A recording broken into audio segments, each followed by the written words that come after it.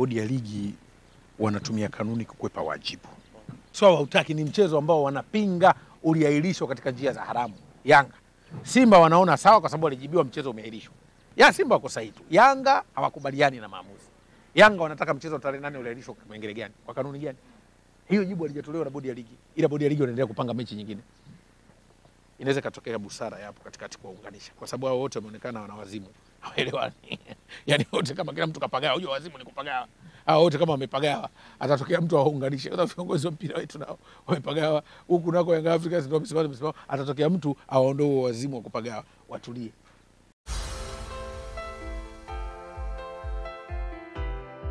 Mkalaboko uko vizuri? Niko vizuri sana. Kocha bwana, taarifa ndio imeshatoka kwamba dabi ile ambayo iliyotambawa tarehe 15 June ndio inachezwa sasa. Lakini Young Africans nao wamegomea mchezo huo kwa kuandika barua kubwa, lakini ndani yake nitaelezea vitu vitatu vya msingi ambavyo wamevisema: dhuluma, uonevu. Hivyo ndio vitu ambavyo wamevisema. Wanasema wapo kwa ajili ya kukomesha vitendo hivyo na hawatocheza hiyo dabi. Haya yote yanaleta sura gani kwenye tasnia ya mpira wa Tanzania? Hayo ni madai tu kwa upande wa Young Africans. Lakini bodi ya ligi wanatumia kanuni kukwepa wajibu.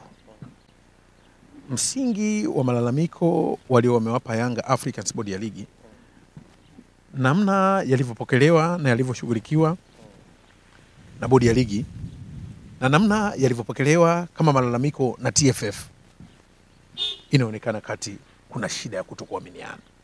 Kwa mfano, malalamiko ya Yanga msingi wake mkubwa ni kwa nini mechi ya tarehe 8 iliahirishwa, mechi namba 184. Kwa nini imeahirishwa? Kwa nini haikuchezwa? Kwa kanuni ipi? Hilo ndio lilikuwa swali. Acha mambo ya kutokuimani na bodi ya ligi, acha mambo ya kurudishiwa thamani ya mechi. Kwa nini haikuahirishwa? Lakini katika majibu ya bodi ya ligi, Yanga hawakuridhika nayo.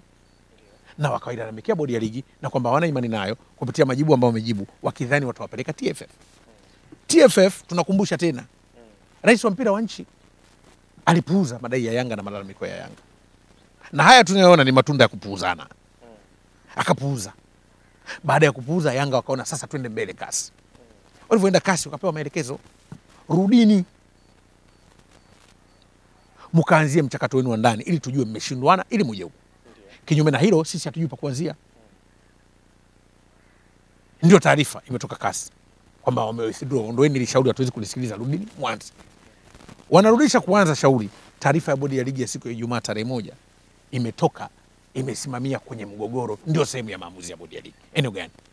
Ukitaja mechi utaipangia tarehe. Hayo ndio mgogoro wa Yanga ambao hautaki. Wanachotaka wao, mechi ile iliahirishwaje?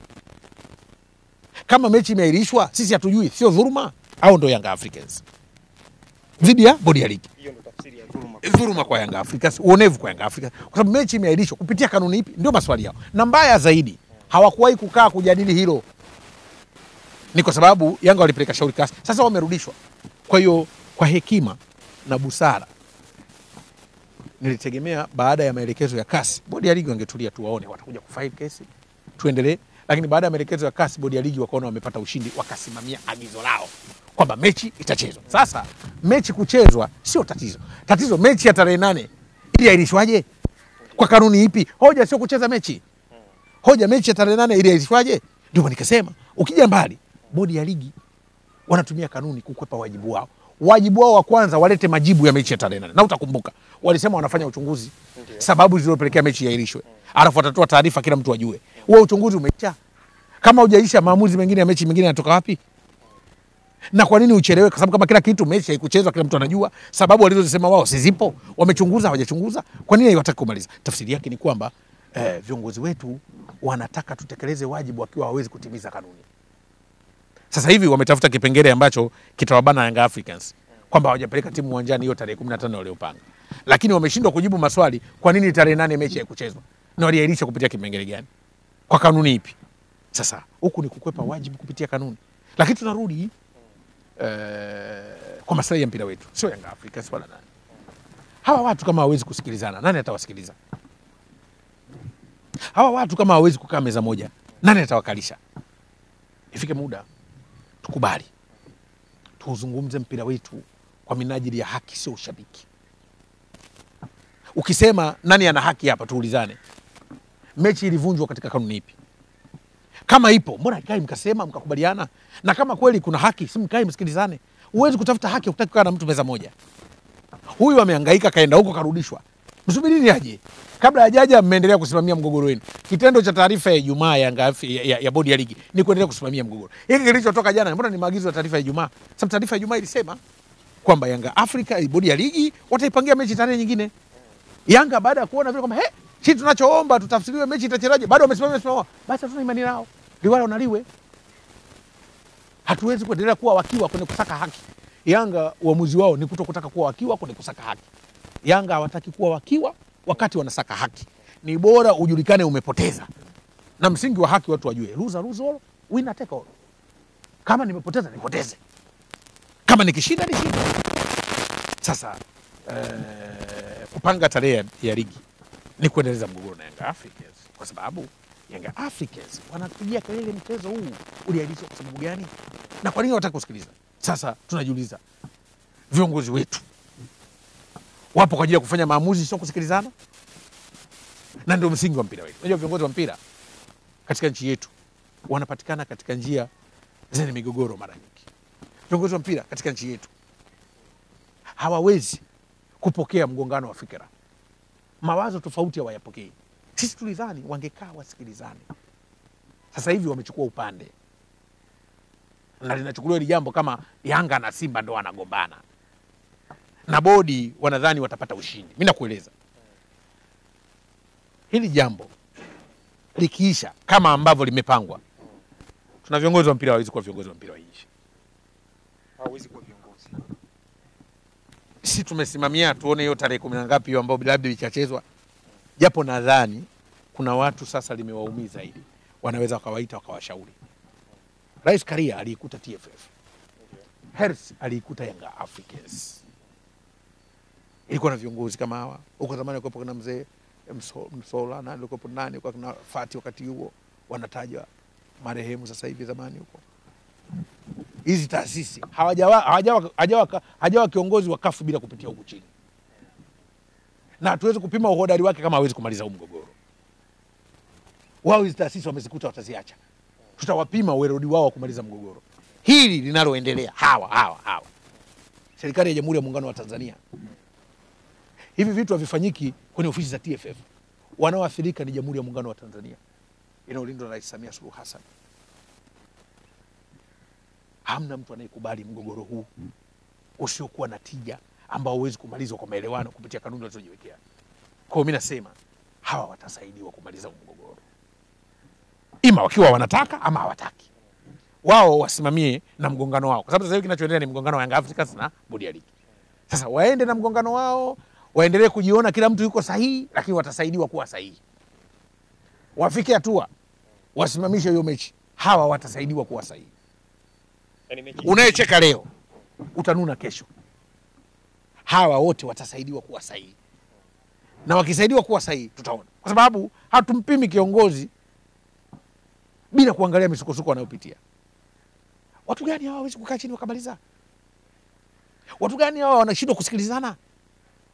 Watu gani hawa wanaogopana? Watu gani hawa wanapenda kushikwa mabega? Alafu tukisema watu wanaangaliwa. Kwa nini tuanze kuwashangilia viongozi baada warudi waunusuru mpira wetu? Mechi ya dabi Yanga unataka kuniambia ukikana chini hawezi kucheza mechi ya dabi wale. Hawa wazee wanaogopa nini? Bodi ya ligi sio chombo huru, ndio maana tumefikia huko. Bodi ya ligi wamewekwa na watu. Pengine ndio maana tumefikia huko.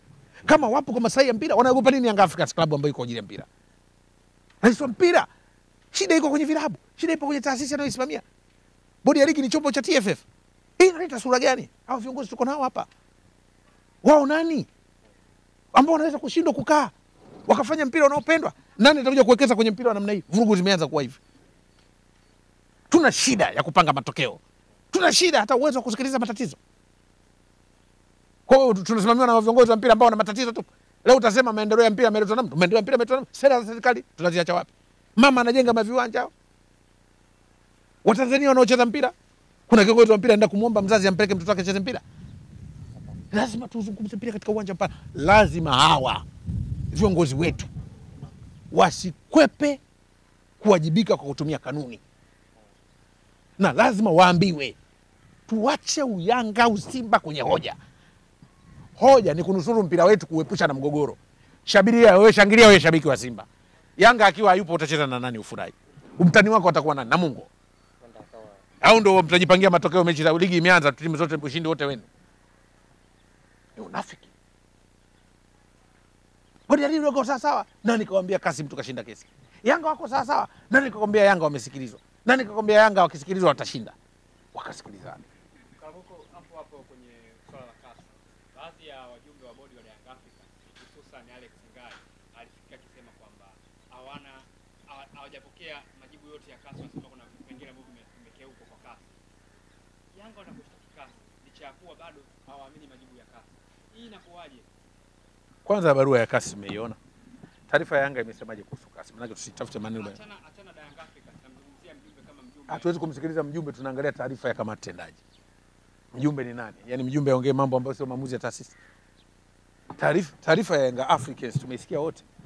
Imesemaje? Ndio taarifa ambayo imepokea kutoka CAS. Mmoja kati ya wawakilishi ambao wanahusika kwenye kauli ya bodi ya Young Africans Anaongea maneno yake ama sasa sisi tusikilize kauli ya Ngai, tusikilize kauli ya Young Africans. Kwa sababu tunajadili taarifa ya Young Africans. Sasa tumesikiliza kauli za Ngai nje ya taarifa ya Young Africans. Maana hoja kwenye kikao au tunaangalia maamuzi ya kikao? Sasa mbona unataka tujadili hoja ya mtu? Kuna usemekano kwamba Young Africans wametoka tena kwa masuala ya CAS, shirikisho la mpira kutoka wamepeleka barua yenye nakara 178 zikieleza ikiwa na shahidi na video wa picha katika hizo barua kwenda kuomba mustakabali wa timu zinazopendelewa kutoka kwenye reference ya kutokutoa majibu sahihi na shirikisho la mpira. CAS wameshinda, sasa hivi mna serikali. Kwanza tukumbuke TFF imesajiliwa kwa sheria ya serikali. Young Africans wote wanapitia BMT kwa sheria ya serikali. Huyo ndio baba yao. Huku ndio kuna shughuli zao. Wewe baba yako na mama yako si wapo. Ila ukienda shuleni kuna taratibu za shule. Sasa mkivurugana shuleni kuna wakati unarudi nyumbani wanaokulipia ada uambie. Bwana kule kumeshindikana. Kwa pengine wakikana walimu na vitu vikaenda sawa sawa. Baba ni serikali. Wanapokwenda kulalamika serikalini baada ya kuona huko hakuna maelewano, serikali hatoingilia, atawashauri. Ndio maana nasema sikutegemea kwa namna ambavyo nadhani ukimpa mtu uongozi anajua anawajibikaje kwa watu. Sikutegemea kwamba kote huku Yanga wangefika wakati tunazo kamati za kuweza kusikiliza za usuluhishi. Shida hapa watu hawapendi kulalamikiwa. Shida ya bodi ya ligi na TFF akiwemo Rais Karia, nafikiri mnamuona mpaka kwenye mahojiano wakati mwingine, hapendi kuulizwa maswali, hawapendi kulalamikiwa. Ukiwalalamikia unawafuata wewe ni mkorofi. Shida ya viongozi wetu wa mpira wa nchi, hawapendi kulalamikiwa. Hawapendi mawazo tofauti. Kwa ukileta mawazo tofauti wewe ni mkorofi. Mbaya sana. Kiburi unatukwamisha. Ndio tatizo lipotufikisha. Kama wangekuwa wanakubali kulalamikiwa, yale malalamiko mkisikilizana, kwani lazima walalamika washinde? Sasa mbona wataki kusikilizana? Kila mtu anaendelea kumlaumu mwenzake. Huyu tukaambiwa tu bwana watu wamesema huko wajiuzuru na wana madudu. Sasa ni mtu ambaye hivi wewe umnyime mtu haki yake tu kwa sababu naye aliwahi kuiba zamani. Ndio utaratibu. Sasa shida ya viongozi wa mpira wetu hawapendi kulalamikiwa. Shida ya TFF na bodi ya ligi hawapendi kulalamikiwa. Wanataka tuwa praise. Mimi tano tena, wamefanya vizuri. Changamoto hawataki kuzipokea. Kwa ukiwaambia wana makosa ni ugomvi. Na ndio maana kwenye mahojiano tu mundu juu. Ukiwauliza tu mundu juu unawaprovoke. Kwa nini? Kwa sababu unapobeba wajibu kuna nyakati ngumu na nyakati nyepesi. Sio kila mtu anaelewa unachokisema. Hata hapa tunavyoongea kuna mtu anaona tumechanganyikiwa huko. Sasa huwezi kumzuia, ni wakati wake.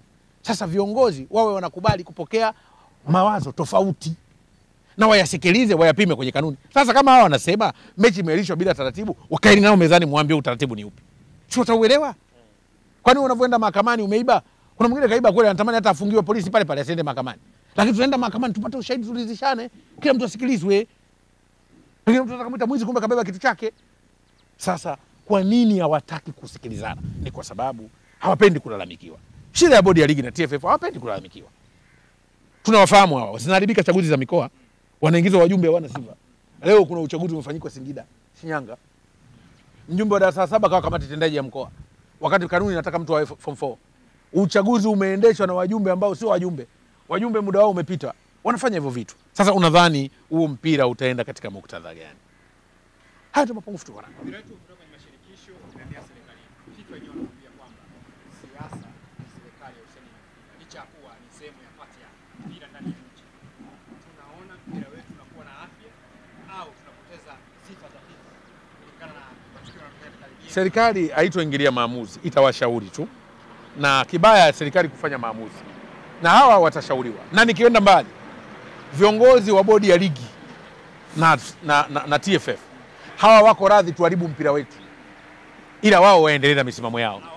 Radhi tuharibu mpira wetu, yani wako radhi viongozi wa TFF na bodi ya ligi tuharibu mpira wetu, waendelee na misimamo yao. Kuharibu mpira wetu unajua, yani tufikia tu mpaka serikali iingilie kati tufungiwe, ila wao waendelee na misimamo yao migumu. Na sio migumu tu, waendelee na ubishi wao, kwa sababu wanashindwa kulitatua tatizo ambalo wana uwezo nalo, wanaligeuza haliwezekani. Kwa nini? Hawataki kusikilizana na mtu anayewalalamikia. Wanaona mtu, kila mtu anayelalamikia kwao ni muhaini. Ukilalamikiwa tu unaona huyu snitch. Sasa ngumu nyakati hizi kuongozwa na watu ambao hawataki kulalamikiwa, wakafanya shughuli zao za ofisi za majumbani kwao. Sio shughuli za umma kama hizo mpira, utalalamikiwa tu. Sasa kama wanaenda hivi, mimi nakuthibitishia. Si mnasema Young Africans wanaweza kana nini? Tunaweza tukafungiwa na FIFA sasa. Bwana nisikilizeni.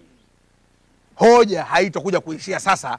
Si hoja, si mnasema Young Africans. Si mnasema Young Africans. Hawa wakifika dabi hajachezwa tutafungiwa na FIFA hapa. Sasa wanaotaka kucheza ligi wataenda kuchezea ligi majumbani. Tunako kwenda, hawa viongozi wanaodhani wataongoza mpira kwa hisia zao na utachi wao, tutafungiwa na FIFA. Chukua kwangu mimi ninachokwambia. Kama tutakwenda hivi, hiyo tarehe 15 dabi itapangwa, watu wanashangilia ipangwe, tutafungiwa na FIFA. Serikali itaingilia kati. Na mimi nasema serikali iingilie kati, bora hata tufungiwe na FIFA. Wale kutufungia tulikuwa tumesawazishana. Maana sisi wenyewe kuelewana hatuwezi. Na ninakueleza, kama tutakwenda hivi mpaka tarehe nani, tutafungiwa na FIFA. Kwa sababu viongozi hao wameamua kushupaza shingo. Viongozi wa Young Africans wabodi wanashupaza shingo, hawataki kukaa kumaliza tatizo. Sasa tukienda hivi tutafungiwa na FIFA. Watu wengi wanaenda mbali zaidi kusema kwamba viongozi wa Young Africans wana uweledi na wanaelewa tatizo. Hii kwetu inatupa taswira gani kwa baadhi ya viongozi ambao wanaongoza vilabu vyetu hivi, Simba, Yanga moja kwa vingine vya ligi kuu? Licha ya kuwa Yanga wanakazania msimamo wao kutokushiriki hii mechi, licha ya kuwa kwamba wana uwezo kwenda kushiriki katika hii mechi. Uhuni ndio unafanya watu wasiaminiane. Mkiwa na uhuni, na uhuni ni kutokufuata taratibu.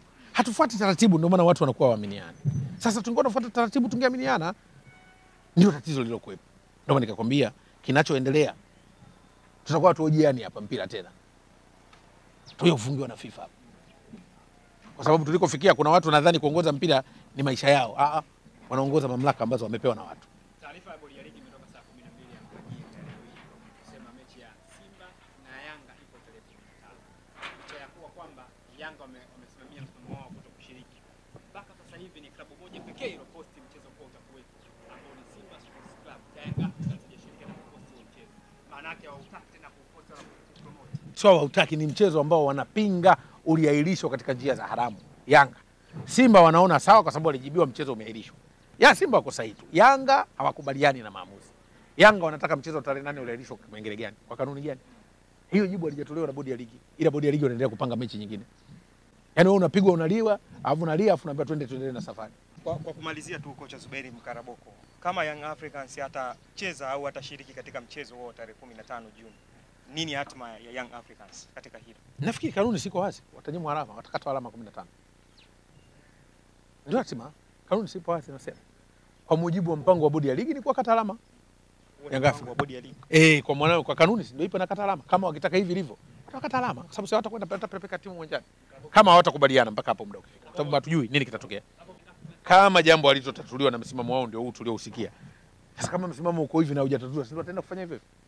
Kama watasikilizwa hapa katikati watatuliwa hivyo. Mimi nategemea mimi, lakini inaweza katokea busara yapo katikati kuwaunganisha, kwa sababu hao wote wameonekana wana wazimu, hawaelewani. Yani wote kama kila mtu kapagawa, unajua wazimu ni kupagawa. Hao wote kama wamepagawa, atatokea mtu awaunganishe. Kwa sababu viongozi wa mpira wetu nao wamepagawa, huku nako Young Africans ndio msimamo, atatokea mtu awaondoe wazimu wa kupagawa, watulie. Umeelewa? Wakaenda kutatua, kwa sababu wao wenyewe wameshindwa kuonekana na busara. Na sisi wote waandishi wa habari tuache uchawa. Hebu tuzishauri mamlaka ziwasaidie hawa watu. Hawa watu washazoea wapambe. TFF wanapoteza na wapambe, bodi ya ligi wanapoteza na wapambe, Yanga Africa sio wapambe, vurugu zimekuwa nyingi, warudi kwenye kuangalia mustakabali wa mpira wa nchi.